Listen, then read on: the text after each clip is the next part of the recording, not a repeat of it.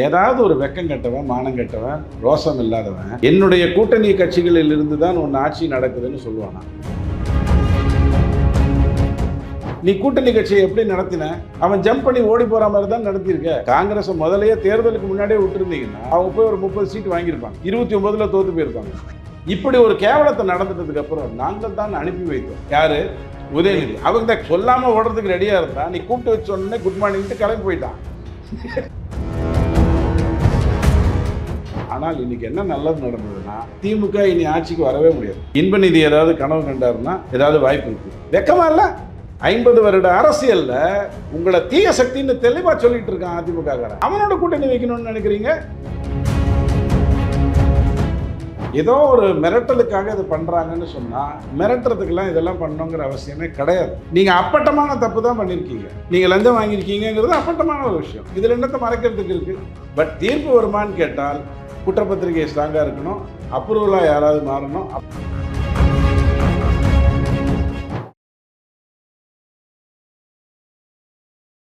இளையபரதனைகளுக்கு வணக்கம். இன்னைக்கு நம்ம நேர்களில் நம்ம சிறப்பு விருந்தினர், அரசியல் விமர்சகர் மற்றும் துக்ளக் வாசகரான ரவி டிடிஎஸ் சார் அவர்கள் தான். சார் வணக்கம் சார். வணக்கம் சார். ஆக்சுவலாக நேற்றுக்கு ஏவா வேலு வீட்டில் மிகப்பெரிய லஞ்ச ஒழிப்புத்துறையால் சோதனை செய்யப்பட்டிருக்கு. இது பழிவாங்கும் நடவடிக்கை அப்படின்ற மாதிரி திமுகவினர் குற்றச்சாட்டு வச்சிருக்காங்க. ஆர்எஸ் அவர்கள்லாம் போய் பார்த்துட்டு வந்திருக்காங்க. என்ன சார், என்ன பிரச்சனை ஏவா வேலுக்கு இந்த சுச்சுவேஷன்? நம்ம இந்த ஸ்டுடியோக்கு பக்கத்தில் ஒரு ஸ்லம் ஏரியாவில் போலீஸ் போய் ஒரு ஆளை பிடிக்கணும்னு நினச்சிது. அவங்கெல்லாம் வெளில உட்காந்து, எங்கள் ஆளை நீங்கள் பிடிக்கக்கூடாது, நீங்கள் பழி வாங்குறீங்க, இதெல்லாம் தப்பு அப்படின்னு சொல்லி சரியாக சாலை மறியல் எல்லாம் டிராஃபிக்கெல்லாம் நின்றுச்சு. சம்மந்தப்பட்டவர் யார், அவர் என்ன தப்பு பண்ணியிருக்காருன்னு தெரிஞ்சுக்கிறதுக்கு தான் ரைடே போகுது. நம்பர் 1. ரைடில் நீங்கள் எல்லோரும் என்ன நினைக்கிறீங்க? எதுக்காக ரைடு நடத்துகிறீங்க? இவ்வளோ நாள் வீட்டில் எல்லாத்தையும் வச்சுருப்பார் ஏவா வேலு அப்படின்னு நினைக்கிறீங்க. பொன்முடி ஃபாரின் கரன்சி வச்சுருந்தார். அதே மாதிரி அவர் வீட்டிலேருந்து சில டாக்குமெண்ட்ஸ் எடுத்தாங்க. அப்போது நீங்கள் ஒரு ஆள் தப்பு பண்ணுறான், அந்த தப்பு பண்ணிவிட்டு அதுக்கான பேப்பரை அவன் கையில் வச்சுருப்பான் அப்படின்னு நீங்கள் நினச்சிங்கன்னா அதுக்கான வாய்ப்புகள் இல்லை. அப்போ உங்களுக்கு கிடைத்த பேப்பர் எதை வைத்து நீங்கள் ஏவா வேலு தப்பு பண்ணாருன்னு நீங்கள் நினச்சிங்களோ, அதாவது இடியோ அல்லது அந்த துறை எதுவோ, அந்த லஞ்ச ஒழிப்பு துறை எதுவோ, அது வைத்திருக்கிற பேப்பரை கொண்டு போய் அவர்கிட்ட காட்டி, இது கரெக்டு தானே, நீங்கள் தானே தப்பு பண்ணீங்க, இப்படி தானே 50 கோடி வந்தது அப்படின்னு கேட்கும். ஆமான்ட்டாருன்னா இந்த பேப்பர் அங்கேருந்து கிடச்சதா சொல்லி கொண்டு வந்து காட்டிடும். ரொம்ப சிம்பிள். ஸோ ஒரு முதல்ல நம்ம நீதிமன்றத்தை வைத்துக்கிட்டு இவங்களெல்லாம் தண்டிக்க முடியல. 80 வருடம் ஆயிடுச்சு இந்தியா சுதந்திரம் வாங்கி. கிட்டத்தட்ட அங்கே ஒரு 53, இங்கே ஒரு 26, 79 வருடம் ஆயிடுச்சு. ஆனால் இது வரைக்கும் 15 அரசியல்வாதிகள் தான் தண்டிக்கப்பட்டிருக்காங்க. அதில் ஜெயலலிதா ஒருத்தர். நீங்கள் பேசின உடனே நிறைய பேர் நேற்றுக்கு டிவி விவாதத்துலலாம் கூட பார்த்துருப்பீங்க, ஜெயலலிதான்ட்டு நேராக போயிடுவாங்க. ஜெயலலிதா மாட்டினதுக்கு காரணம் அவங்க பெண்ணுங்கிறதுனாலையும் கூட இருந்தது எல்லாமே அயோக்கியத்தனங்களாக இருந்ததுனால காட்டி கொடுக்கப்பட்டு மாட்டுறாங்க. உங்களுக்கு காட்டி கொடுக்கறதுக்கு ஆள் இல்லை. உங்கள்கிட்ட இருக்கிறதுல பெரிய பெரிய கை. ஆராசா, ஏவா வேலு எல்லாம் பெரிய பெரிய கை. ஆராசா போயிருக்காரு. அவருக்கு என்ன அதிர்ச்சின்னா, நேற்றுக்கு ஏவா வேலு வீட்டில் ரைடு நடத்தணுன்னு பொதுவாக அவர்கிட்ட சொல்லிட்டு தான் ரைடே நடத்துவாங்க.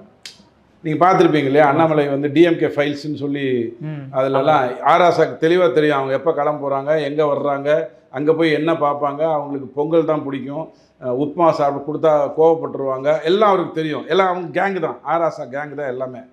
இவருக்கு தெரியாமல் எப்படா ரைடு நடந்ததுன்னு அவருக்கு ஒரே கடுப்பாகி போய் அந்த ஆஃபீஸர் யாருன்னு நான் பார்க்குறேன்ட்டு போயிட்டார்.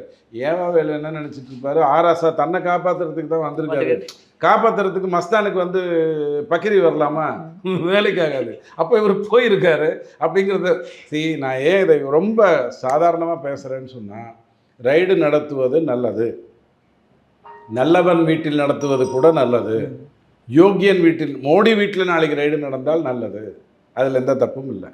ஆனால் அந்த ரைடுங்கிறது குற்றப்பத்திரிகையாக மாற வேண்டும். குற்றப்பத்திரிகை எப்படி இருக்க வேண்டும்? அவர் தப்பிக்கிறதுக்கு வழி கொடுக்குற மாதிரி இருக்கக்கூடாது. போலீஸ் சொல்லுவார் இல்லையா, நான் கேஸ் தான் போட்டிருக்கேன், இதை நீங்கள் தப்பிச்சுக்கலாம், 42 தான் போட்டிருக்கேன், 64 போட்டிருந்தேன்னா ஒரு வழியாக இருந்திருப்பீங்க அப்படின்வான். நாமளும் சரிங்கண்ணா என்ன பண்ணணும், 2000 ரூபா, ஓகே தேங்க்யூ. இப்படி குற்றப்பத்திரிகை தப்பிப்பதற்கான இதோடு இருக்கா, இல்லை மாட்டி விடுவதற்கான, தெளிவாக மாட்டி விடுவதற்கான எண்ணத்தோடு இருக்காங்கிறது 2வது ஸ்டேஜ். இதை எல்லாத்தையும் கொண்டு போய் நம்ம யார்கிட்ட கொடுக்க போகிறோம்? நீதிமன்றத்துக்கிட்ட. நீதிமன்றம் பற்றி உங்களுக்கு தெரியும், ரொம்ப அற்புதமான ஒரு இடம். பெரிய பெரிய 250 குடும்பத்தை சார்ந்தவர்களே மாற்றி மாற்றி நீதிபதிகளாக வருவாங்க. இங்கேயாவது ஒரு குடும்பம் தான், அலாவுதீன் கில்ஜி குடும்பம் தான் திமுகவில் வரும், 13 குறுநில மன்னர்கள். அங்கே அப்படி கிடையாது, 250 குடும்பம் இந்தியா பூரா. அப்போ அங்கே போயிட்டு நான் பேசணும், நியாயத்தை எடுத்து சொல்லணும், அவள் சாட்சி இருக்கான்னு கேட்பான். எப்படி முடியும்னு கேட்டிங்கன்னா, குற்றப்பத்திரிகை நேர்மையாக இருந்து அப்ரூவராக யாராவது மாறினா தான் கேஸ் முடியும். குற்றப்பத்திரிகையை வைத்துக்கொண்டு நீங்கள் ஒன்றுமே பண்ண முடியாது. கெஜ்ரிவால் தப்பிச்சு வந்த மாதிரி ஆகிடும். நல்ல வேலையாக தேர்தலுக்கு முன்னாடி கெஜ்ரிவாலை வெளில விட்டாங்க, போய் நீ பிரச்சாரம் பண்ணு. அவரும் வெளில வந்து பிரச்சாரம் பண்ணார், என்னை நீங்கள் ஜெயிக்க வச்சிங்கன்னா நான் சிறையிலேருந்து தப்பிச்சிருவேன்னாரு. இன்னொட லாஜிக்கு சம்மந்தமே இல்லாமல் இருக்குது. ராமசாமிக்கு கல்யாணம் ஆனால் குப்புசாமிக்கு எப்படா குழந்தை பிறக்கும் அப்படின்னு நம்ம யோசிச்சுன்னு இருந்தோம். ஆனால் அந்த விஷயத்தில் நீங்கள் பார்த்தீங்க, அவர் தோற்று போயிட்டார். நல்ல வேலையாக அதற்கப்புறம் அவரை ரிலீஸ் பண்ணாங்க, ஏறத்தாழ எல்லாம் முடிஞ்சதுக்கப்புறம். ஸோ குற்றப்பத்திரிகை ஸ்ட்ராங்காக இருக்கணும். நீதிமன்றத்தில் தீர்ப்பு வேணும்னா அப்ரூவர்கள் வர வேண்டும். திமுகலேருந்து அப்ரூவர்கள் வாங்குறது ரொம்ப கஷ்டம். அப்ரூவராக மாறணும்னு அவன் நினச்ச உடனே பில்லா படத்தில் ரஜினி வந்து அந்த ஷூக்கு பின்னாடி இது இருக்குதுன்னு சொல்லி அவன் கழுத்தை வெட்டி விட்டுற மாதிரி வெட்டி விட்டுருவாங்க. ஸோ ரொம்ப கஷ்டம், அப்ரூவல் வர்றதுங்கிறது ரொம்ப கஷ்டம். இப்போ தான் பல்லக்கு தூக்கிகள் அந்த கூட்டணி கட்சிகள்லாம் வந்து முன்பக்கம் வரவே மாட்டேன்னு சொல்லி தாவேக்கா பக்கம் போயிருக்காங்க. இதற்கப்புறம் திமுகவில் இருக்கிறவங்க திருந்தணும். எப்படி திருந்துறது? அப்ரூவலாக மாறணும். அப்போ தான் இதுக்கு நீதி கிடைக்கும், இல்லைன்னா கிடைக்கவே கிடைக்காது. ஆக ஏதோ ஒரு மிரட்டலுக்காக இது பண்ணுறாங்கன்னு சொன்னால், மிரட்டுறதுக்கெல்லாம் இதெல்லாம் பண்ணணுங்கிற அவசியமே கிடையாது. நீங்கள் அப்பட்டமான தப்பு தான் பண்ணியிருக்கீங்க. பெருசாக ஒன்றும் இப்போ பள்ளி கல்விக்கு வந்து அப்ரூவல் கொடுக்கறதுக்கு, அதாவது என்ஓசி கொடுக்கறதுக்கு 3 லட்சம் 2 லட்சம் வாங்கியிருக்கீங்கிறது கஜேந்திரகுமார் சம்மந்தப்பட்ட கான்வென்ட் ஸ்கூலை தவிர மற்றவங்க எல்லாம் சொல்லிடுவாங்க. கஜேந்திரகுமார் திமுகவில் அதனால் கொஞ்சம் விட்டுருவார், மற்றவங்க சொல்லிடுவாங்க. ஸோ இது அப்பட்டமான ஒரு விஷயம். நீங்கள் லஞ்சம் வாங்கியிருக்கீங்கிறது அப்பட்டமான ஒரு விஷயம். இதில் என்னத்தை மறைக்கிறதுக்கு இருக்குது? பட் தீர்ப்பு வருமானு கேட்டால் குற்றப்பத்திரிகை ஸ்ட்ராங்காக இருக்கணும், அப்ரூவலாக யாராவது மாறணும், அப்போ தான் அதை நடக்கும். Okay sir. அதே மாதிரி இப்போ ரீசெண்டாக சட்டசபையில் வந்து உதயநிதி ஸ்டாலின் அவர்கள் மிகப்பெரிய ஸ்பீச் கொடுத்துருந்தார் சார். ஒரு எதிர்க்கட்சி தலைவராக கரெக்டாக செயல்படுறாரா என்ன அவர் பேசுகிறாங்க? இப்போ ஏங்க, அவரும் நடிகர் தானேங்க, அவர் சினிமாவில் நடிச்சிருக்காரு. அவர் படம் ஓடலைங்கிறதுனால உங்களுக்கு கொஞ்சம் வருத்தம் இருக்குது. ஒரே ஒரு படம் ஒரு கல் ஒரு கண்ணாடி மட்டும் ஓடினால எப்படா இருந்தாலும் நடிக்கிறாங்கிற மாதிரி நீங்கள் பார்த்துருக்கீங்கன்னு நினைக்கிறேன். அப்படிலாம் ஒன்றும் கிடையாது. அவரை தயார்படுத்துறதுக்கு எல்லாம் முயற்சி பண்ணிட்டாங்க. ஏன்னா நேரு தன்னை காப்பாற்றிக்கணும், ஏவாவில் தன்னை காப்பாற்றிக்கணும், துரைமுருகன் தன்னை காப்பாற்றிக்கணும், இன்னும் நிறைய பேர் இருக்காங்க. ஸோ இவரை வச்சுக்கிட்டு எதையாவது பண்ணாது. நீங்கள் யோசிச்சு பாருங்கள், அவர் வந்து வெளில பேட்டி கொடுக்குறாரு. பக்கத்தில் இந்த பக்கம் யாருன்னு கேட்டால் திருச்சியே கையில் வச்சுட்டு இருக்கிற நேரு, இந்த பக்கம் யாருன்னு பார்த்தா திண்டுக்கல் பெரியசாமி, எல்லாம் பெரிய பெரிய கை. இவர் பேட்டி கொடுக்குறாரு. அவங்க நிலைமை அவ்வளோதான். பர்த் சர்டிஃபிகேட்டுக்கு தான் மரியாதை அங்கே. அதனால தான் அவர் பேட்டி கொடுக்குறாரு. நிறைய விஷயங்களை பேசினார். என்ன பேசினாருன்னு தயவுசெய்து சொல்லுங்கள். இந்த விஷயத்தில் உதயநிதி சும்மா நச்சு நடிச்சாரியா? இதை வச்சுக்கிட்டு அப்படியே தமிழ்நாடு ஜம்ப் பண்ணி நேராக துபாய் ஆகிருக்கும், எங்கேயோ மிஸ் ஆகி கீழே விழுந்துச்சுன்னு ஏதாவது 2-3 சொல்லுங்கள். பிரச்சனைகளை பற்றி பேசியிருக்காரு சார். கரண்ட் கட் ஆகிறது, பாலியல் தொல்லைகள் நடைபெறது. 2021 ஸ்டாலின் ஆட்சிக்கு வந்த உடனே, முதல்ல திமுக ஆட்சிக்கு வரல, 2021 நிறைய முறை வந்திருக்கு. ஏற்கனவே அவங்க அப்பா நிறைய முறை இருந்திருக்காரு. இவர் முதல்ல வர்றார். அப்போ மின்வெட்டு நடக்கலை 3 மாதத்துக்கு தொடர்ந்து. எல்லா பக்கமும் இதே மாதிரியே ஃபியூஸ் கேரியரை பிடுங்கி மின்வெட்டு பண்ணி திமுக வந்தால் மின்வெட்டு நடக்கும் அப்படிங்கிறத சொல்கிறதுக்காக அல்லது ஊர்ஜிதப்படுத்துவதற்காக தப்பு நடக்கலை. நாங்கள் மறந்து போயிட்டோம்னு நினைக்கிறீங்களா? உங்களுக்கு ஞாபகம் இல்லாமல் இருக்கட்டும். திமுகவை கேட்குறேன், எங்களுக்கு தெரியுமில்ல. ஆட்சி மாறின உடனே இந்த தப்பு நடக்குது. 2 முறையாக நடக்குது. 2021 ஒரு முறை நடந்தது, இப்போ நடக்குது. இதுக்கு என்ன காரணம்? யார் இந்த வேலையை பண்ணுறா? இந்த சில்லறை யார் அப்படிங்கிறது தான் நமக்கு தெரியணுமே ஒழிய, நாங்கள் மின்வெட்டு இல்லாத அற்புதமான மாநிலம் கொடுத்தோம்னா முட்டாள்தனம். மின் உற்பத்திக்கு நீங்கள் எந்த வழியும் செய்யலை. தமிழ்நாடு நெய்வேலி லிக்னைட் கார்பரேஷன் தயாரிக்குது. அங்கே என்ன உற்பத்தி ஆகுது, அங்கே என்ன விலைக்கு கறியை வாங்குறாங்க, அங்கே என்ன விலைக்கு உற்பத்தியை செய்கிறாங்க, நீ என்ன பண்ணுற? கம்பேர் பண்ணால் தெரிஞ்சிருமா தெரியாதா? அந்த பக்கம் அண்ணாச்சி கடை, இந்த பக்கம் உன் கடை. ரெண்டுத்துலேயும் கணக்கு வச்சு பார்த்தா நெய்வேலி லிக்னைட் கார்பரேஷன் எப்படி பண்ணுது, இவங்க எப்படி பண்ணுறாங்க சொல்ல முடியாதா? ஒப்பிட முடியாதா? தாவேக்கா நினைத்தால் அதை உங்ககிட்ட கொடுக்க முடியாதா? இப்படி ஒரு சிஏஜி ரிப்போர்ட்டில் வரக்கூடிய ஒரு விஷய வெள்ளை அறிக்கையை மட்டும் கொடுத்துட்டு போகணுமா? இந்த வெள்ளை அறிக்கை மூலமா சில தகவல் நமக்கு கிடச்சிது, இல்லைன்னு சொல்லலை. அது சிஏஜி ரிப்போர்ட்டில் எப்படி கிடைக்க போகிறது தானே, அதில் ஒன்றும் பெரிய விஷயம் இல்லையே. அப்போது நெய்வேலி லிக்னைட் கார்பரேஷனுடைய உற்பத்தி செலவு அவங்க எப்படி அவங்களும் நஷ்டத்தில் போகிறவங்க தான், அவங்களும் வந்து பங்குகளாக விற்கக்கூடிய சூழ்நிலையெல்லாம் வந்ததுங்கிறதுல மாற்று கருத்து இல்லை. ஆனால் அவங்க எப்படி பண்ணுறாங்க, நாம் எப்படி பண்ணுறோம், கம்பேர் பண்ண முடியாதா? அதைத்தானே நம்ம யோசிக்கணும், அதைத்தானே மக்கள் முன்னாடி கொண்டு வந்து கொடுக்கணும். இதெல்லாம் ஜாலியாக பாருங்கன்றேன் நான். இந்த பத்திரிக்கை, இந்த வெள்ளரிக்கை, இந்த விஷயம். ஏன்னா எப்படியா இருந்தாலும் நீங்கள் தான் காசு கொடுக்குறீங்க. தேங்காய் எண்ணெய்க்கு இந்த நாட்டிலேயே சமூக நீதி எங்கே தெரியுமா நடக்குது? ஜெகத் ரட்சகன் தேங்காய் எண்ணெய் வாங்கினாலும் அதே வரி தான், நீங்கள் வாங்கினாலும் அதே வரி தான், ரொம்ப கஷ்டப்பட்டு குப்பாத்தால் போய் வாங்கினாலும் அதே வரி தான். வரி தான் சமூக நீதி நம்ம நாட்டில். எல்லாருக்கும் ஒரே வரி தான். ஆனால் என்ஜாய் பண்ணுறது யார்? அவங்க. நஷ்டப்படுறது யார்? நாமெல்லாம். இந்த ஸ்கூல்லாம் லைசன்ஸுக்கு பணம் கொடுத்தது அந்த பணத்தை எங்கேருந்து வாங்கியிருப்பாங்க? மாணவர்கிட்ட தானே வாங்கியிருப்பாங்க. ஏதோ கதை விட்டு பேரண்ட் டீச்சர்ஸ் அசோசியேஷன் அது இதுன்னு சொல்லி இவர் வராரு அவர் வராரு எதையோ சொல்லி உங்ககிட்ட தான் அந்த பணத்தை வாங்கியிருப்பாங்க. அவங்க எப்படி நஷ்டத்துலேயே அந்த தொழிலில் பண்ணுவாங்க? லாபமே இருந்தாலும் நல்ல லாபம் இருக்குது. கான்வென்ட் ஸ்கூலுக்கு இல்லாத லாபம் என்ன இருக்குது? நல்ல லாபம் இருக்குது. லாபம் இருந்தாலும் இந்த நஷ்டத்தில் என்ன பண்ணுவாங்க? ஒரு 60% உள்ளத்தள்ளு சொல்லுவாங்களா மாட்டாங்களா? அப்போ பணத்தை கட்டி வேதனைப்படுறதெல்லாம் நாம் உட்காந்து ரசிச்சுட்டு இருக்கோம். ஏதோ கிரிக்கெட் மேட்ச் பார்க்குற மாதிரி எப்படி பேசினார் பத்தியா உதயநிதி, அதுக்கு இவர் கொடுத்தாரு பாரு கவுண்டரு, சூப்பரியா. நம்ம வேதனை ஈரானுக்கும் ஈராக்குக்கும் இஸ்ரேலுக்கும் ஈரானுக்கும் வார் நடக்குதுன்னு சொன்னால் நாம் அதை பார்த்து எப்படி குண்டு போட்டோம் பார்த்தியா, இவன் பின்னுவாண்டா குண்டு. இங்கே டீ விலை 20 ரூபா ஆயிடுச்சு, 5 ரூபா அதிகம் நாம் கொடுக்குறோம். கேஸ் விலையிலேருந்து இந்த விலையிலேருந்து எல்லாமே ஏறி சாப்பாட்டுக்கு போனால் இப்போ 20 ரூபா தனியாக. இப்போ ஜெயந்தி டேக்ஸ்னு ஒன்று போடுவாங்க, ஜெயந்தி நடராஜன் டேக்ஸ் ஒன்று போடுவாங்க. அந்த மாதிரி இப்போ கேஸ் டேக்ஸ் அப்படின்னு ஒன்று போடுறான். பணம் பண்ணுறது நாம் வேதனையோடு பார்க்கணும். அதே இஸ்ரேல் ஈரான் வர வேதனையோடு பார்க்கணும். ஒரே மார்க்கத்தினுடைய 2 சாதி சண்டை போட்டுக்குது. சாதிகளே இல்லாத மார்க்கம்னு சொல்லுவாங்க. இந்து மதத்தில் மட்டும்தான் சாதி இருக்குன்னு கதை விடுவாங்க. சண்டை போட்டுக்குது.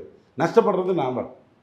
இந்த வேதனைகள்லாம் இல்லாமல் நம்ம போயிருக்கோம் சார். அதேமாதிரி விஜய் அவர்கள் ஸ்பீச் பண்ணும்போது கூட வந்து நிறைய விஷயங்கள் சொல்லியிருந்தாரு. அதுவும் வந்து எங்கள் அப்பாவை காணோம் அப்படின்ற மாதிரி விஷயங்கள்லாம் பேசுகிறாரு. இதெல்லாம் சட்டசபையில் பேசுகிறதுக்கு ஓகேவா? இங்கே பாருங்கள், நான் என்ன சொல்கிறேன், என்னை அறிவு கட்டவனே நான் வந்து மயிலாப்பூரில் தான் திட்டிருக்கணும். என்னை அறிவு கட்டவனே நான் எப்படி சட்டசபையில் திட்டினான்னு கேட்கக்கூடாது. முதல்ல எனக்கு அறிவு இருக்கா இல்லையாங்கிறத நான் முதல்ல முடிவு பண்ணணும். அதை திட்டுறதுக்கு அவனுக்கு திறமை இருக்கா தகுதி இருக்காங்கிறத பார்க்கணும். இவங்க உட்காந்துக்கிட்டு என்ன சீண்டிக்கிட்டு இருந்தாங்கங்கிறது நமக்கு நல்லா தெரியும்.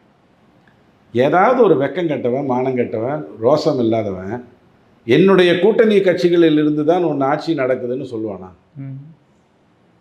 ஸோ உங்களுக்கு நான் வந்து டொனேஷன் கொடுக்குறேங்க, 5000 ரூபா டொனேஷன் கொடுத்துட்டேங்க. அடுத்த ஒரு 365 நாள் உங்களை பார்க்கும்போதெல்லாம் கொடுத்தனே ஓகேவா, கொடுத்தனே ஓகேவான்னா நீங்கள் போய் 4 வட்டிக்கு கடன் வாங்கியா திருப்பி கொண்டு வந்து என்கிட்ட கொடுத்துருவீங்க.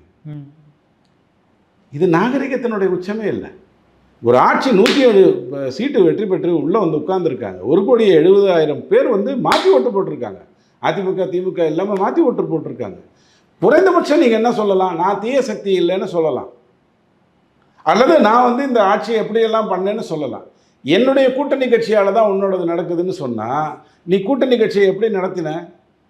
அவன் ஜம்ப் பண்ணி ஓடி போகிற மாதிரி தான் நடத்தியிருக்க. காங்கிரஸை முதலையே தேர்தலுக்கு முன்னாடியே விட்டுருந்தீங்கன்னா அவங்க போய் ஒரு 30 சீட்டு வாங்கியிருப்பாங்க, 29 தோற்று போயிருப்பாங்க. குறைந்தபட்சம் என்ன இருந்திருக்கும்? தாவேக்காவுக்கு பெரிய நஷ்டமாக இருந்திருக்கும். அதையாவது செஞ்சு தொலைச்சிருக்கலாம், செய்யலை. தேர்தலுக்கு முன்னாடி அனுப்பலை, ரிசல்ட் வந்த உடனே அவன் ஜம்ப் பண்ணிட்டான். அவ்வளோ கேவலமாக நீ நடத்திட்டு இருக்க. நான் இதை வேறு விதமாக உதாரணம் சொல்ல முடியும். ஒரு பெண்டாட்டி ஓடுறா அப்படின்னு சொன்னால் அது அந்த பெண் மேலே இருக்கக்கூடிய அந்த கோபமோ, அதுக்கு இருக்கக்கூடிய அபிலாஷைகளோ, அதுக்கு இருக்கக்கூடிய பேராசை மட்டும் காரணமாக இருக்கவே முடியாது. ஓடிட்டாங்க, கூட்டணி கட்சியெல்லாம் ஓடி போயிட்டாங்க. அதுக்கு பின்னாடி ஒருத்தர் சைடில் ஓடுறாரு, அப்புறம் திருப்பி லெட்டரை மாற்றி கொடுக்குறாரு, திருப்பி லெட்டர் கரெக்டாக கொடுக்குறாரு. உடனே இன்னொருத்தர் சொல்கிறாரு, நான் அவனோட தான் ஓடுவேன், கம்யூனிஸ்டோட தான் நான் போவேன், வேறு யாரோடையும் ஓட மாட்டேங்கிறாரு. ஓடுறவன் சொல்கிறான், எப்படி ஓடுறேன்னு தகவல் சொல்கிறான், ஓடுறாரு. இப்படி ஒரு கேவலத்தை நடந்துட்டதுக்கப்புறம் நாங்கள் தான் அனுப்பி வைத்தோம். யார்? உதயநிதி. அவங்க தான் சொல்லாமல் ஓடுறதுக்கு ரெடியாக இருந்தான். நீ கூப்பிட்டு வச்ச உடனே குட் மார்னிங்ட்டு கிளம்பி போயிட்டான். ஒரு ஆள் மட்டும் சாயங்காலம் 5:30 மணிக்கு ஓடுறாரு. ஏன்னா அங்கே அதிமுக உடைச்சிட்டாங்கன்னு தகவல் வந்த உடனே ஓடுறாரு. இதை நீங்கள் சட்டசபையில் வந்துட்டு நீ எப்படி ஆட்சி செய்கிற தெரியுமா? 107 ஆளெல்லாம் இல்லை, நாங்கள் அனுப்பிச்சி வச்ச 10 ஆளை தான் சொன்னால் உங்களுக்கு எப்படி பதில் சொல்லுவாங்க? நான் ஒரு விவாதத்தில் கேட்டேன், எனக்கு ரொம்ப பிடிச்சது. உங்களை எதிர்த்து அவன் ஆக்சுவலாக இதே எதிர்த்து யாரும் திமுக ஓட்டு போடலை, நல்லா புரிஞ்சுக்கோங்க. உங்களை எதிர்த்து தான் எங்களுக்கு வாக்கு வந்தது, காங்கிரஸுக்கெல்லாம் எங்கள் வாக்கு தான் வந்ததுன்னு பறைசாட்டுறாங்க. அதுக்கு அந்த காங்கிரஸ்காரன் கேட்டான், உங்கள் அப்பாவே உங்களால் ஜெயிக்க வைக்க முடியல, நீ என்ன ஜெயிக்க வச்சேன்னு சொன்னால் என்ன அர்த்தம்னா? நியாயமான கேள்வி தானே. உங்கள் அப்பாவே ஜெயிக்க வைக்க முடியல. போன முறை எத்தனை ஆயிரம் வாக்கு வித்தியாசத்தில் ஜெயிச்சாரு, இந்த வாட்டி தோற்று போயிட்டார். 7000 வாக்கில் தோற்று போயிட்டாரு. ஆனால் நான் ஜெயிச்சிருக்கேன், நீ சொல்கிற ஓ வாக்கால் தான் நான் ஜெயிச்சேங்கிற, உன்னாலே முடியலையே அப்படின்னு கேட்டான். நியாயமான கேள்வி தானே. உங்களை யார் தூண்ட சொன்னா? அட அவங்களுக்கு நீங்கள் அப்படியே பண்ணியிருந்தாலும் அதை சட்டசபையில் நீங்கள் சொல்லி காட்டினா நான் என்ன பண்ணணும்? என்னப்பா உங்கள் அப்பாவை காணும்னு நான் கேட்கணும். உடனே நீங்கள் என்ன பண்ணுவீங்க? எங்கெங்க உங்கள் பையன் உங்களை தேடுறான்னுவீங்க. சட்டசபையில் கேட்காம வெளில வந்து கேட்டுருவீங்க. நாகரிகமாகிடுமா? அசிங்கத்தை எச்சையை எங்கே துப்பினா என்ன? கோவிலில் துப்பக்கூடாது. அவ்வளோதானே வித்தியாசம். நீங்கள் சொல்ல வர்றது சட்டசபையில் அப்படி பண்ணியிருக்கக்கூடாதுங்க. அப்போ ஓடுனது மட்டும் கரெக்டா? இது அவங்க இங்கே மட்டும்தான் பண்ணுறாங்களா? திமுக பாராளுமன்றம் நடக்கும், பயங்கரமா மோடியை பதில் சொல்ல சொல், மோடி எங்கே இருக்கிறார், உடனே வர சொல்லுங்கள், மோடி தான் பதில் சொல்ல வேண்டும். மோடி பதில் சொன்ன உடனே ஜம்ப் பண்ணி ஓடி போயிடுவான். 4 வருஷமா இதுதான் நடக்குது. ஸோ அதே மாதிரி இங்கே விஜய் வாயை திறக்க சொல், விஜய் வாயை திறக்க சொல். அதையாவது விஜயை பேச சொல்லுன்னா பரவாயில்ல, வாயை எதுக்கு வேணாலும் திறக்கலாம். வாந்தி எடுக்கவும் திறக்கலாம், சாப்பிடவும் திறக்கலாம், அள்ளி அள்ளி போட்டுக்கிறதுக்கும் திறக்கலாம். எத்தனையோ இருக்குது. இவனுக்கு வார்த்தையாவது ஒழுங்காக வருதா பாருங்கள். வாயை திறக்க சொல்லுங்கிறதுக்கு பதிலாக பேசுங்க விஜய் அப்படின்னு சொல்லியிருந்தா அவர் அட்லீஸ்ட் பேசிட்டு போயிருந்துருப்பார். வாயை திறந்துட்டார், வாந்தி எடுத்தார், அள்ளிட்டு போ. அங்கே மட்டும்தான் நீ வந்து மோடி பேசணும் மோடி பேசணும்னு சொல்லிட்டு மோடி பேசணுன்னே ஜம்ப் பண்ணி ஓடுறேன்னா, இங்கேயும் நீங்கள் விஜய் எந்திரிச்ச உடனே ஜம்ப் பண்ணி ஓடுறீங்கன்னா யாரை நான் வந்து குறை சொல்லணும்? ஆனால் இதையெல்லாம் பேசுகிறதுல எனக்கு விருப்பம் இல்லை. நான் சீரியஸாக சொல்கிறேன். இது எல்லாமே என்னுடைய எந்த ஒரு செலவினத்தையோ என்னுடைய எதிர்காலத்தையோ என்னுடைய பிள்ளைகளினுடைய எதிர்காலத்தையோ காப்பாற்ற போகிறது இல்லை. ராமதாஸ்லேருந்து சசிகலாலேருந்து ஓரளவுக்கு பிஜேபியிலேருந்து ஒரு முக்கியமான நம்பிக்கை வைத்து கொண்டு மக்கள் நம்பிக்கை வைத்து கொண்டிருந்தவர்லேருந்து எல்லாருமே தப்பு பண்ணித்தான் இந்த விஷயமே நடந்தது. திமுக தோக்க போகுதுன்னு இவங்களுக்கெல்லாம் தெரியும். அதிமுக 170 வந்துடக்கூடாது, அதை ஒரு 114க்குள்ளே வைக்கணும்னு சொல்லி முடிவு பண்ணி கடைசியில் அது 47 ஆகி போச்சு. இவர் வந்துட்டார், ஆண்டவனுடைய திருவிளையாடல். இது எல்லாமே எனக்கு வருத்தத்தை தான் தெரிவிக்குது. ஐயா, என் நாடு எப்போ முன்னேறும்? 120 வருஷத்துக்கு முன்னாடியே தமிழ்நாடுனா உலகத்துக்கு தெரியும். அவ்வளோ பெரிய விஷயம். தவிர பிரிட்டிஷ்காரன் கொள்ளடிச்சிட்டு எடுத்துகிட்டு போகிறதுக்கு நாங்கள் தான் வேறு விட்டுங்கிறதுனால என்ன ஒழுங்காக வேறு ரெடி பண்ணி வச்சுருந்தான். திருடுறவன் ஓடுறதுக்காக போகிற பாதையிலலாம் லைட்டு போட்டான், ரோடை போட்டான், ட்ரெயினை விட்டான், எல்லா வேலையும் பண்ணான், தப்பிச்சிட்டோம். நல்லாயிருக்கும். இந்த 60 வருடமாக இப்படி சீரழிகிறோமே, என்றைக்கு தான் நமக்கு நல்ல காலம் பிறக்கும்? பிஜேபி கையில் தான் இருக்குது. பட் பிஜேபி தமிழ்நாட்டில் அந்த அளவுக்கு இது பண்ண முடியலையே சார். நீங்கள் போஜராஜன் அவர்கள் மட்டும்தான் அங்கே சட்டசபையில் பேச வேண்டிய சூழ்நிலை. இப்படி பார்க்காதீங்க, தயவு செஞ்சு அப்படி பார்க்காதீங்க. ஜங்ஷன் ஓப்பன் பண்ணதுக்கு அப்புறத்துலேருந்து உங்களுக்கு என்ன வரலாறு தெரியணும்னா, 96ல் 160 சீட்டு பிஜேபிக்கு பாராளுமன்றத்தில், சிங்கிள் லார்ஜஸ்ட் பார்ட்டி. 96லே பிஜேபி வந்து ஆட்சிக்கு வந்திருக்கும். தடுத்துட்டு அதுக்கப்புறம் இந்த தேவேகவுடா, ஐக்கிய குஜரால்னு மாற்றி மாற்றி எல்லா உழப்புலையும் பண்ணிவிட்டு காங்கிரஸ் வரவே விடாமல் பண்ணிச்சு. 98ல் நல்ல நேரம் தமிழ்நாட்டில் ஜெயலலிதாமா நான் சப்போர்ட் பண்ண போகிறேன் அப்படின்னு சொல்லி அவங்க 96ல் ஏற்கனவே பயங்கரமாக ஊற்றி மூடியிருந்தாங்களா, அதனால் 98ல் சப்போர்ட் பண்ணுறேன்னு சொல்லி வாஜ்பாய் ஆட்சி வந்துருச்சு. அதையும் நம்ம அறிவாளி இருக்கார்ல, ஹார்வர்ட் யூனிவர்சிட்டி அறிவாளி சுப்பிரமணிய சாமி, அவர் போய் என்ன பண்ணார், இந்த ஆட்சியை நான் கவுக்கிறேன் பாருன்னு சொல்லி கெடுத்து தொலைச்சிட்டார். அவர் தானே சோனியா கிட்ட ஜெயலலிதாமாவை கூப்பிட்டு போனோம். வாஜ்பாய் வந்து அவருக்கு நிதியமைச்சர் பதவி கொடுக்கல, குறைஞ்சபட்சம் ஜனாதிபதியாகவோ பாரத ரத்னாவாவோ அல்லது ஐநா சபை தலைவராகவோ ஆக்குவார்னு பார்த்தாரு. இல்லைங்க, உனக்குலாம் ஒன்றும் ஆகிறதுக்கு ஒன்றும் வழி இல்லை அப்படின்னு வாஜ்பாய் ஒதுக்கிட்டார். இவர் கூப்பிட்டு கொண்டு போய் அந்த ஆட்சியை கவுத்துட்டார். திமுக 14 வருடம் போய் அங்கே உட்காந்து, அதுக்கப்புறம் பிஜேபி திருப்பி எந்திரிச்சு வர்றதுக்கு 2014 ஆச்சு. ஒரு மோடின்னு ஒருத்தர் வர வேண்டி வந்தது. இன்றைக்கி 21 மாநிலத்தில் ஆட்சி செய்கிறோம். வெஸ்ட் பெங்காலை வெற்றி பெற்றிருக்கோம். வெஸ்ட் பெங்காலை வெற்றி பெறுறதுங்கிறதெல்லாம் சாத்தியமான விஷயம் இல்லை. உலக அயோக்கியத்தனங்கள் பண்ணக்கூடிய கம்யூனிஸ்டாலேயே பண்ண முடியல, உள்ளூர் அயோக்கியத்தனங்களை பண்ண முடிய காங்கிரஸாலேயே பண்ண முடியல. அடித்து தூக்கி போட்டு இப்போ அந்த அம்மா வந்து தன்னுடைய பார்ட்டியோட பிரசிடென்ட், இதெல்லாம் பண்ண முடியும். இங்கே தமிழ்நாட்டில் என்ன ஆச்சுன்னா, எடப்பாடி செய்த மிகப்பெரிய தவறு, அண்ணாமலை மாதிரி ஒருத்தர் வேறு கட்சியில் இருக்கார், அவர் கட்சிக்கு வரப்போகிறாரு. வேறு கட்சியில், ஒரு கட்சியில் இருக்கிற வேலுமணியே சண்முகத்தையே அவரால் ஒழுங்காக ஹேண்டில் பண்ண முடியல, எல்லாம் உள்குத்து வாங்கி எல்லா வேலையும் பண்ணி கோயம்புத்தூர்லேயே தோற்றுக்கிற அளவுக்கு வேலை பண்ணி விட்டாங்க. பட் அவர் பண்ணியிருந்திருப்பார், யோசிச்சிருக்கணும், பண்ணலை.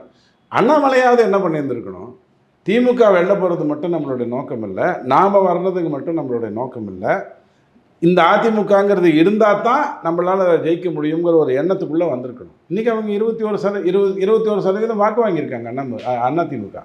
ஸோ இவர் என்ன பண்ணிட்டாரு, நான் 2த்தையும் சேர்த்து ஒரே டைமாக ஒழிக்கிறேன் அப்படின்னு பிளான் பண்ணார். எல்லாம் சேர்ந்து சொதப்பி ஒரு வழியாயிடுச்சு.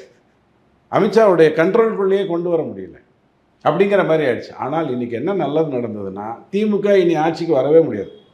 இன்பநிதி ஏதாவது கனவு கண்டாருன்னா ஏதாவது வாய்ப்பு இருக்குது. அந்த அளவுக்கு நிலைமை மோசமாயிடுச்சு திமுக பொறுத்த வரைக்கும். ஆனால் அவங்கெல்லாம் 3 லட்சம் 4 லட்சம் கோடியோட நல்லா செட்டில் ஆகிட்டாங்க. அவங்க தமிழை வளர்த்து பயங்கரமாக வளர்த்து ஒரு 3 லட்சம் கோடி சொத்தை எல்லாரும் சேர்த்து வச்சுருக்காங்க. ஒரு நாட்டையே வாங்கக்கூடிய அளவுக்கு கையில் சொத்து வச்சுருக்காங்க. ஆனால் போயிட்டாங்க. இப்போ தாவேக்கான்னு ஒருத்தர் வந்திருக்காரு. விஜய் மாதிரி இருக்கிறவர்கிட்ட நல்லது என்னன்னு கேட்டிங்கன்னா, கெஜ்ரிவால் மாதிரியோ ஜெகன் ரெட்டி மாதிரியோ அவரை நீங்கள் எப்படி வேணாலும் வளர்த்து விடலாம், அல்லது அவர் வளர்றதை கெடுக்காமல் இருக்கலாம். ஆனால் ஒரே ஒரு தப்பு புஷ்ஷுன்னு இறங்கிடுவாங்க. தனிநபர் பார்ட்டி. கெஜ்ரிவால் எவ்வளோ பெரிய ஆளாக வரணும்னு நினச்சாரு. இப்போ பஞ்சாபில் வந்து இதுக்கு முன்னின தேர்தலே வெற்றி பெற்று இருந்திருப்பார். டிமானிட்டைசேஷன் வந்ததுனால ஊற்றி மூடிட்டார். ஏன்னா பணம் எல்லாம் மாற்ற முடியல, ஊற்றிட்டார். பஞ்சாபில் அப்போ ஜெயிக்கல, அதுக்கப்புறம் ஜெயிச்சிட்டார். இப்போ பஞ்சாப் அவங்க கைக்கு வந்தாச்சு. தெலுங்கானா ஈஸியாக வந்துடும், ஒன்றும் குழப்பமே இல்லை. ஆனால் தமிழ்நாட்டையும் கேரளாவையும் வெற்றி பெறணும்னு சொன்னால் நாம் கொஞ்சம் காத்திருக்கணும். பிஜேபி ஒன்றும் பண்ணலைன்னு தயவு செஞ்சு சொல்லாதீங்க. அது என்ன பண்ணணுமோ அதை ஒழுங்காக பண்ணிக்கிட்டு இருக்கு. இங்கே தான் குட்டிச்சவரை பண்ணி வச்சுருக்கீங்க. எதை பேசணுமோ அதை பேச மாட்டேங்கிறீங்க. இன்றைக்கி காலையில் பேப்பரில் வருது, சந்திரபாபு நாயுடு, டிகே சிவகுமார் அண்டு இவர் ரேவந்த் ரெட்டி சேர்ந்து துங்கபத்ராவில் வந்து மிகப்பெரிய நீர் விஷயத்தை கொண்டு வர்றாங்க. 3 பேருமே, 2 காங்கிரஸும் 1 டிடிபி. ஆந்திராவது தெலுங்கானாவோட சேர்றதுங்கிறது தொப்புள் கூட ஒன்று சொல்லிட்டு போயிடலாம். கர்நாடகாவும் சேர்ந்து செய்யுது. அந்த மாதிரியான நல்ல விஷயங்கள் இங்கே நடக்கணும். அதைத்தான் நம்ம நோக்கி போகணுமே ஒழிய, சட்டசபை ஒரு நாள் பூரா நிறைய பேர் பேச, அடுத்த நாள் காலையில் எல்லா பத்திரிகையும் கேடுகட்ட பத்திரிகைகள், கேடுகட்ட ஊடகம், அடுத்த நாள் எல்லாம் விஜய் செய்தது சரியா தவறான்றான். அதாடா நடந்தது அந்த ஒரு நாள் பூரா. எவ்வளோ பெரிய விஷயம் பேசினாங்களா இல்லையா? ஏதோ ஒன்று பேசிக்கிட்டு இருந்தாங்களா இல்லையா? அதைத்தானே கொண்டு வரணும். அதை விட்டு போட்டு இதை கொண்டு வர்றேன். இதை மட்டும்தான் நம்ம புரிந்து கொள்ள வேண்டும். இன்னொன்று புரிஞ்சுக்கோங்க, கோர்ட்டுங்கிறத வந்து நீங்கள் பயன்படுத்துறதை பொறுத்து தான் இருக்குது. நல்லா புரிஞ்சுக்கோங்க. கோவில் ஃபங்க்ஷன்ஸில் கேவலமான உடை அணிந்து ஆடுகிறார்கள்ங்கிறத நீதிமன்றம் பேசி தீர்ப்பு கொடுத்துருக்கு. மதுரை டெம்பிளெல்லாம் பண்ண தப்புகளெல்லாம் எடுத்து சொல்லி இப்போ வந்து இதுவார் ஒழுங்காக ட்ரெஸ் பண்ணிட்டு கோயில் ஆடுறதுனா ஆடு, இல்லைன்னா தூக்கி போட்டு மேய்ச்சிருவேன்னு தீர்ப்பு கொடுத்துருக்கு. இந்த மாதிரியான விஷயங்களெல்லாம் நம்ம கொண்டு போகணும். இதையெல்லாம் மறந்துருங்க. அவர் இப்படின்னாரா அப்படின்னாராங்கிறதெல்லாம் மறந்துருங்க.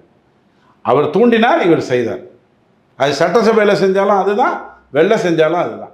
ஓகே சார், கடைசி ஒரு கேள்வி சார். ஆர்.ராசா அவர்கள் வந்து ஸ்டேஜில் பேசும்போது இனிமேல் வந்து திமுக தனியாக நிற்க போகுது அப்படின்ற மாதிரி ஒரு ஸ்டேட்மெண்ட்டை கொடுக்குறாரு சார். ஜெயிக்க முடியுமே நான் என்னால். இப்போ அந்த கேமராமேன் சரியாக வேலை செய்கிறதுனால தான் அவங்களுக்கு இன்டர்வியூலாம் நடக்குதுன்னு ஒரு சூழ்நிலை இருக்குதுன்னு வச்சுக்கோங்க. அவரும் ஒரு நாளைக்கு 12 மணி நேரம் 16 மணி நேரம் வேலை செய்கிறாருன்னு வச்சுக்கோங்க. இப்போ அவர் கிளம்பி போயிட்டார். நீங்கள் என்ன பண்ணணும்? அடுத்த ஆளை தேடணும். அந்த ரேஞ்சுக்கு ஆள் கிடைக்குமா? 12 மணி நேரம் 16 மணி நேரம் வேலை செஞ்சார். ஏன்னா அப்போ அவர் கல்யாணம் ஆகலை, யாரையும் சைட் அடிக்கலை. அதனால் அவர் வேலையெல்லாம் இதிலே கான்சன்ட்ரேட் பண்ணார். இப்போ போயிட்டார், வேறு வேலையை பார்க்க போயிட்டார். இப்போ நீங்கள் என்ன பண்ணுவீங்க? புலம்பி தான் ஆகணும். எனக்கு யாரும் வேண்டாம், நான் ஒரே ஆளே தூள் கிளப்பேன். நீ ஒரு ஆள் தான் இருக்கிற, கூட தேமுதிக வேறு இருக்குது, அதையும் விட்டு தொலைச்சின்னா நிம்மதி. அதுவும் இல்லாமல் ஒரு கடன் மாதிரி அதுவும் தூக்கிட்டு இருக்குது. யார் அவங்களோட இப்போ கூட்டணி அமைக்கிறதுக்கு ரெடியாக இருக்காங்க? அதிமுகவோட கூட்டணி அமைக்க வேண்டும்ங்கிற ஒரு நிலைமைக்கு வந்துட்டீங்க. வெக்கமா இல்லை? 50 வருட அரசியல்ல உங்களை தீய சக்தின்னு தெளிவாக சொல்லிட்டு இருக்கான் அதிமுககாரன். இன்னைக்கும் தொண்டன் சொல்லுவான். அவனோட கூட்டணி வைக்கணும்னு நினைக்கிறீங்க? அந்த அளவுக்கு கேவலம் ஆயிட்டீங்க. எப்படியாவது ஆட்சியை பிடிக்கணும், நான் தான் ஆட்சியில் இருக்கணும், வேற ஒன்றும் வந்துடக்கூடாது. உங்களோட எவன் இருப்பான்னு நினச்சிங்க? உங்கள் பல்லுக்கு தூக்கிகள்லாம் வெளில போயிட்டாங்க, விட்டுட்டு போயிட்டாங்க உங்களை. இதுக்கப்புறம் நீங்களே உங்களை தூக்கிக்கிட்டால் தான் உண்டு. முன்னாடி உதயநிதி, இந்த பக்கம் இன்பநிதி, இந்த பக்கம் ஆராசா, இந்த பக்கம் வேற யாராவது ஒருத்தர்னு உங்களை தூக்கினா தான் உண்டு. தூக்க மாட்டான். ஆராசா இப்போ ஒரு 4 மாதம் முன்னாடி கொடுத்த ஆடியோ உங்களுக்கு தெரியுமே. ஸ்டாலின் என்பவர் எவ்வளோ பெரிய அறிவாளிலாம் பேசினார்ல, கருணாநிதி என்பவர் எவ்வளோ பெரிய அறிவாளி, தான் எவ்வளோ முட்டாள், அதெல்லாம் பேசினார் பாவம். அதை பார்த்துட்டு தான் தெரிஞ்சிருக்குமே. இவரை வந்து உங்களுக்கு சப்போர்ட் பண்ண போகிறாரு. ஒரு வரி சொல்லட்டுமா? IUML தலைவர் சொன்னார் பாருங்க, 64 வருடமாக நாங்கள் வந்து திமுகவில் இருக்கார். அவர் சொல்லலை, 64 வருடமாக திமுகவில் இருக்காங்க. ஒரு 2 வாட்டி பிரேக் ஆகிருந்திருக்கு. அதிமுக பக்கம் போய் நிரந்தரமாக இருக்கணுங்கிற அவசியம் அவருக்கு ஏற்பட்டதையெல்லாம் அந்த மாதிரி ஒரு கட்சி. அந்த கட்சியை எப்படி நீங்கள் வச்சுருக்கணும்? உங்கள் கூட்டணி கட்சி தானே, எப்படி வச்சுருக்கணும்? 2023 அவங்க மட்டும் 3 தொகுதியில் தோக்குறாங்க. ஜவஹர் உள்ள எல்லாம் ஜெயிக்கிறாங்க, IML தோற்று போகுது. ஆனால் உங்களோட இருக்காங்க. அவர் சொல்கிறாரு, என்னுடைய ஆஃபீஸுக்கு இது வரைக்கும் எந்த CMமும் வந்ததில்லை. கருணாநிதி அதுக்கு என்ன உட்பொருள்னா, கருணாநிதி என்னை மதித்து என்னுடைய ஆபீஸ்க்கு வந்ததில்லை. என்னுடைய தொண்டர்களுக்கு, என்னுடைய மக்களுக்கு, என்னுடைய மார்க்கத்தை சார்ந்தவர்களை மதித்து ஸ்டாலின் ஐயா வந்ததில்லை. உதயநிதி வராமல் இருந்தால் எங்களுக்கு நல்லது அப்படின்னு மறைமுகமாக உங்ககிட்ட சொல்றாரு. வந்ததில்லை, பெருமைப்படுத்தியதில்லை. கூடவே இன்னொன்று சொல்றாரு, விஜய் வரேன்னு சொன்னாரு, நாங்க தான் வேண்டான்னோம், ஏன்னா எங்கள் சாலை சரியில்லை. இந்த சந்துக்குள்ள வந்துக்கிந்து அவர் சிரமப்படக்கூடாது, அவரால் மக்களுக்கு சிரமம் வரக்கூடாது. நான் ஐயோஎம்எல்லை நியாயப்படுத்தவே இல்லை, அது மதசார்பற்ற கட்சியே கிடையாது, அது வேற விஷயம். ஆனால் உங்கள் கூட்டாளி சொல்கிறான், என்ன சொல்கிறான்னா, 60 வருடமா உன்னோட இருந்து உனக்கு பல்லக்கு தூக்கினதுக்கு, என்னுடைய மார்க்கத்தில் இருக்கிறவங்களுக்கு எல்லாருக்கும் உன்னை ஓட்டு போடு, உன்னை ஓட்டு போடுன்னு அவங்கள ஏமாத்தினதுக்கு நீ செஞ்ச ஒரு நல்ல காரியம் என்ன? சத்யராஜ் படத்தில் வடிவேலு பார்த்து நீ கூட வச்சுக்கிறதுக்கு நீ செஞ்ச பாரு அப்படி சொல்ல. அந்த மாதிரி சாலைகளையும் போடவில்லை. ஒரு நல்ல முதல்வர் வரேன்னு சொல்கிறாரு, அவரை வேண்டான்னு நான் சொல்கிறேன், ஏன்னா என் சாலை சரியில்லை. இதுதான் உன் கூட்டணியோட கட்சியோட லட்சணம். இதைத்தான் நீ அடுத்த 10 வருஷம் செய்ய போகிறேன்னா எனக்கு ரொம்ப சந்தோஷம். இன்பநிதிக்கு ஏதாவது பையன் பிறந்தா சொல்லு, அதுக்கப்புறம் அவர் வரும். ஏன்னா நீ அலாவுதீன் குல்ஜி குடும்பம் மாற்றி மாற்றி நீ தான் வரப்போகிற. உதயநிதி வர்றதுக்கு சாத்தியம் இல்லை, இன்பநிதி வர்ற அளவுக்கு தமிழ்நாடு இன்னும் தயாராகலை. அவருக்கு ஏதாவது பையன் பிறந்துச்சுன்னா கூப்பிட்டு சொல்லு, நான் நிம்மதியாக இருப்பேன். கூட்டணி கட்சியை பார்த்துக்கிறதுக்கு வக்கில்லாத ஒரு கட்சி, கூட்டணி வேணுமா? ஏன் வருவான்? வாழ்த்துக்கள். Okay sir. சார், அற்புதமான கருத்துக்களை இளைய வீரனை பார்த்ததற்கு மிக்க நன்றி சார்.